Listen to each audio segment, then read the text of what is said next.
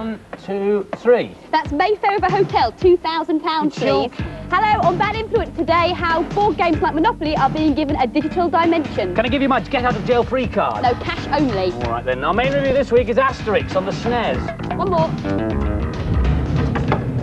And as the Virtual Geographic League celebrates its 100th year birthday, I'll be following in the footsteps of Alexander Graham Bell and translocating to Solaris 7.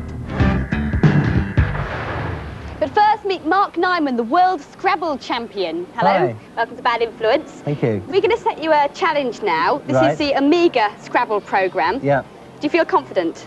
I feel pretty good, yeah. I've actually had a couple of games in rehearsal with it, and it's one game all at the moment, so this is the final one. OK. Off you go then, and we'll see how you get on at the end of the show. Thanks very much.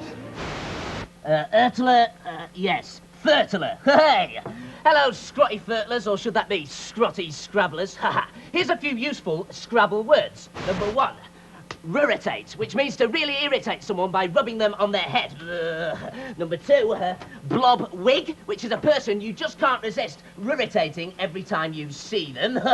And then, of course, there's BQAS, which is a cheat for Desert Strike on the Amiga. Simply type it in on the password screen, then play the game.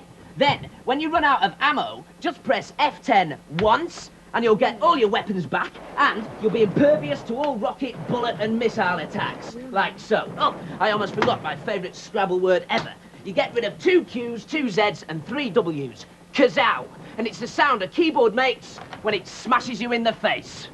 Ow! It's true, you know, it's true. Have a look at this. The new Amiga CD32, the first 32-bit console to be launched in this country. Software? Well, there's not very much of it around at the moment. There are only 4 games available, but more are promised by Christmas, 80 in fact. Honest.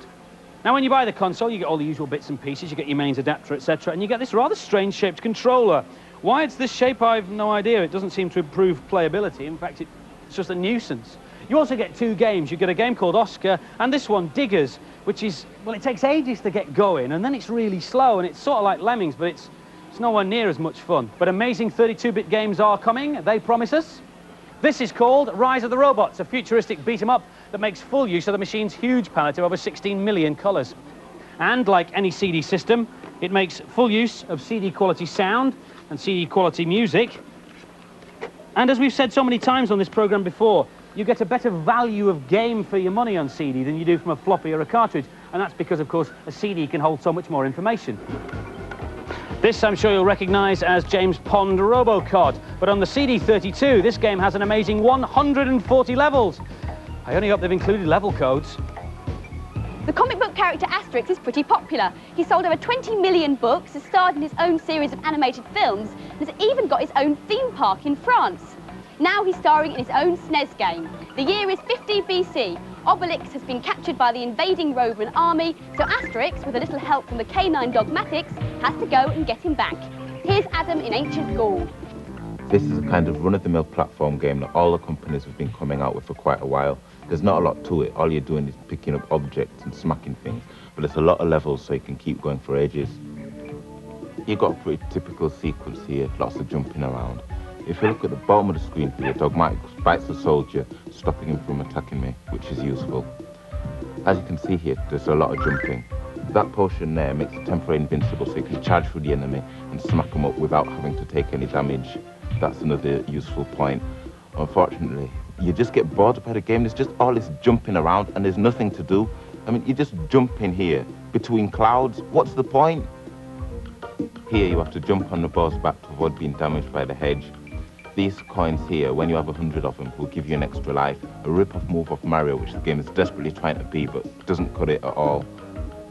One interesting feature is that after an hour of play, continuous, this screen comes up telling you that you want to take a break. Personally, I don't know why anyone would want to play this game for an hour continuously. There's too much jumping around, not enough to do. I wouldn't play this game unless I was getting paid for it. And seeing as this game costs £45, I'd take that £45 and buy some of the books. At least I get more fun out of them. I like the main characters, especially the dog. It's got really good graphics, but the gameplay could be better. It took me a while to get into this game, but once I did, it was quite good. And I like the setting in Roman times too. And so the final scores for Asterix. The girls gave it an average score of 3 out of 5, and the boys, well, some of them liked it more than Adam, so overall they gave it 3 out of 5 as well. I expect, like me, you were amazed to hear the news from America recently that virtual reality was in fact discovered over 100 years ago. The mysterious Virtual Geographic League have just revealed the fact that they've been exploring cyberspace since the turn of the century. But now they need more funds for research, and so they've had to open their doors to the public. And among them was our own Z Wright. It's 10:30 at night in London. It's just after lunch in Walnut Creek, California. And it's, later than I thought on Solaris 7. I'm in the headquarters of the Virtual Geographic League. It was from this very same building that some of the bravest adventurers in history set out to explore cyberspace. And I'm about to join them. All pilots for Alpha 4, please report to the departure area. Attention, all pilots for Alpha 4. Oh, excuse me, that's my mission.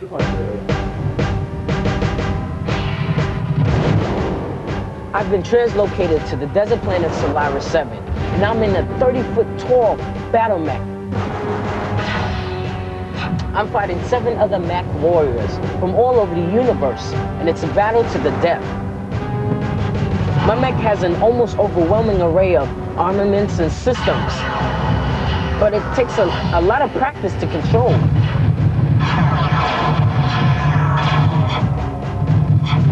Get you next time.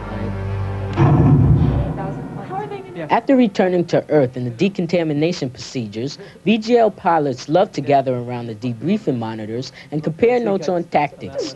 But I have a more important task, to discover more about the history of the Virtual Geographic League from board member Tim Disney.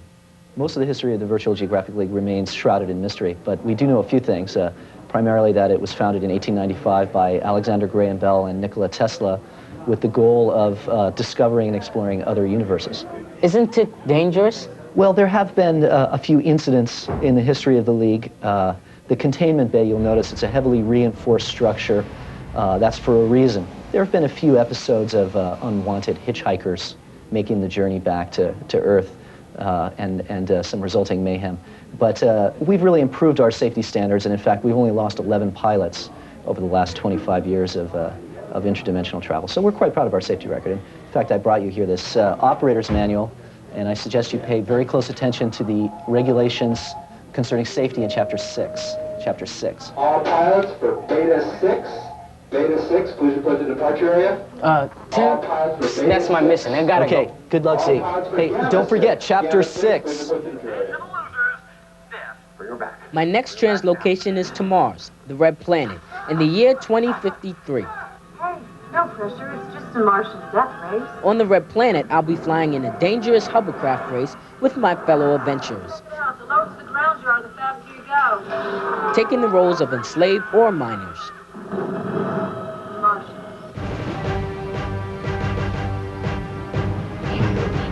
Central to unidentified pilot. Cease and desist. This use of the vehicle is not authorized. My task is to beat the other players and race to freedom by any means I can. I can crash into them or find my solid rocket boosters so I can get a speed advantage. Uh-oh, I'm about to crash. Oh, lightly damaged, huh? Oh, man. Just blew up. Now I'm in 3rd place. The other crafts are being controlled by real players, so every adventure is different. Hey, I did pretty good. This is my pilot log sheet. It tells me how many points I got, who I collided with, and how many violations I notched up. Oh well, back to reality.